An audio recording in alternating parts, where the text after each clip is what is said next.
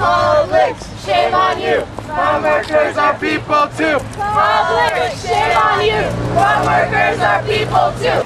Well, we're here in front of Publix because we believe that Publix is contributing and profiting from the exploitation of farm workers, because Publix is a large tomato purchaser from Florida, and so we want them to reach an agreement with a farm worker organization based in South Florida called the Coalition of Immokalee Workers, and through this agreement that they would reach with them, it would ensure fair wages, fair working conditions, and an end to slavery that is real and has existed in the agricultural fields of Florida. The last case of slavery, the last but not the last that was prosecuted, not the last that exists, because there are other cases under investigation, unfortunately.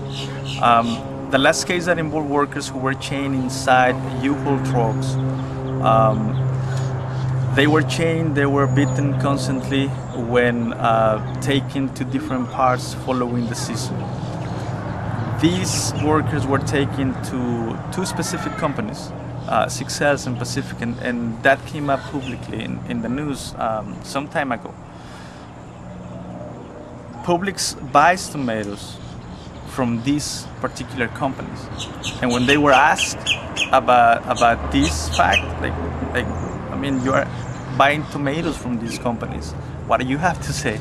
The comment that came out of the spokesperson of Publix is that yes, we are buying tomatoes from these companies, the chain is buying from these companies, but it pays a fair market price.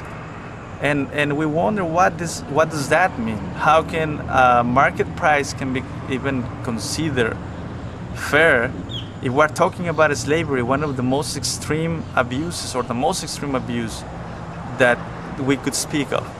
Workers being chained inside U-Haul trucks. It is a shame, and the answer or the position that Publix is taking, it's shameful. So we're asking the customers to take a stand on this campaign and let Publix know that this cannot be at all the answer anymore. It's the time to change that, and the time for Publix has come. Publix has continued to purchase tomatoes from growers that had cases of human trafficking going on involving migrant farm workers, and has continued to turn a blind eye. Well, slavery doesn't exist in a vacuum, doesn't just happen by itself. It happens because there are conditions that makes it possible. It has been proven that this is happening. The exploitation that farm workers face, anybody could visit the town or do their research and see this is going on. So there's no dispute. I've been to Immokalee, I've seen the conditions. It is as close to enforced slavery as we have in this country today.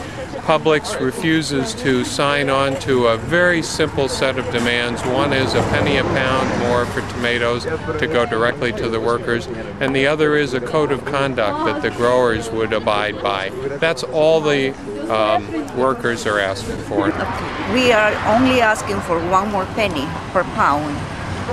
These workers really deserve it. They work really hard, many long hours under the sun. They don't have any benefits. They need to support their families, same as we do. Some people say, well, why don't these people just go back to Mexico or Central America where they came from? How would you respond to that? Well, the thing is, people are here to work. Leaving the place of work is going to leave nobody to do the job. Who's going to do the job? And does that change the conditions at all? It's not a question of leaving the place of work. It's a question of making it fair, so that no matter who the person is working in the fields, is treated with dignity. Because yeah, we could leave, people could leave the place of work, but then who's gonna do the job? Who's gonna feed the country? Whomever comes to do the job is gonna end up in the same condition. So it's just going to change the face of the labor force. But what does that do in terms of changing the actual problem? So it is something that we want to change. We decided to stand and change it, and we are going to do it. We're talking about an industry where workers are not recognized. Workers are not viewed as part of the industry. Instead, we are viewed as tools, as things that once you are not as fast to pick tomatoes, then you are not useful and you don't have a job.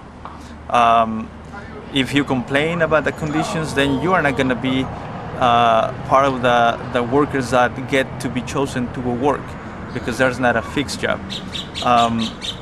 The protections, like the right to form a union and be recognized in the place of work, is non-existent when it comes to farm workers. And many rights that exist in the books by the laws are not respected either.